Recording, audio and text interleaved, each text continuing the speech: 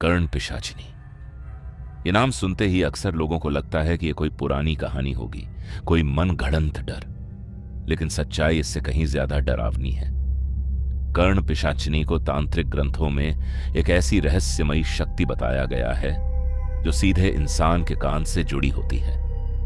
कहते हैं ये कभी सामने नहीं आती, न दिखाई देती है, न साफ आवाज में बोलती है, बस धीरे से कान के पास फुसफुसाती है। पहली बार उसकी आवाज किसी अपने जैसी लगती है, कभी मां की, कभी किसी पुराने दोस्त की। वो कहती है, डर मत, मैं तेरी मदद करना चाहती हूं। जो लोग अकेलेपन में होते हैं, जो बहुत ज्यादा सोचते हैं या जो रात में ज्यादा जागते हैं, कहते हैं कर्ण पिशाचिनी उन्हीं को अपना शिकार बनाती है। शुरुआत में वो सही बातें बताती है, भविष्य की छोटी छोटी घटनाएं, किसी का फोन आने से पहले उसका नाम या कोई बात जो सिर्फ आपको पता होती है। यहीं से इंसान को लगता है कि यह कोई शक्ति है, कोई वरदान। लेकिन असली डर यहीं से शुरू होता है। धीरे धीरे वो आवाज बदलने लगती है। अब वो सलाह नहीं देती, आदेश देने लगती है, इससे दूर रहो, आज घर से बाहर मत जाना, उस कमरे में मत घुसना। और अगर आपने उसकी बात नहीं मानी तो रात में कान के पास जोर की सांसें महसूस होती हैं, नींद में अचानक किसी का नाम लेकर चिल्लाना। कई लोगों ने बताया है कि उन्होंने नींद में अपने कानों से खून निकलते देखा। कुछ लोग धीरे धीरे अपनों से कट जाते हैं, हंसना छोड़ देते हैं, अकेले बैठकर कानों को पकड़कर कुछ सुनने लगते हैं।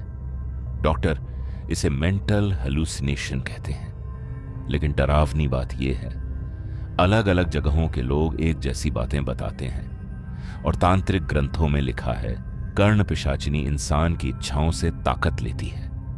जितना ज्यादा आप उसकी बातों पर भरोसा करते हो, उतना ही वो आपके दिमाग पर कब्जा करती जाती है। आखिर में वो आवाज दिन में भी सुनाई देने लगती है और फिर एक दिन अचानक सब शांत हो जाता है। कई केस में लोग या तो पागल घोषित कर दिए गए या फिर बिना किसी वजह मृत पाए गए। आज भी कुछ गांवों में रात को सोते समय कान ढककर सोने की सलाह दी जाती है। कहते हैं क्योंकि अगर कर्ण पिशाचिनी ने एक बार कान पकड़ लिया तो फिर वो आवाज जिंदगी भर पीछा नहीं छोड़ती। अब सवाल ये है, अगर आज रात आपके कान के पास कोई धीमी आवाज कहे, डरो मत, मैं यहीं हूं, तो क्या आप वाकई समझ पाओगे कि वो कौन है?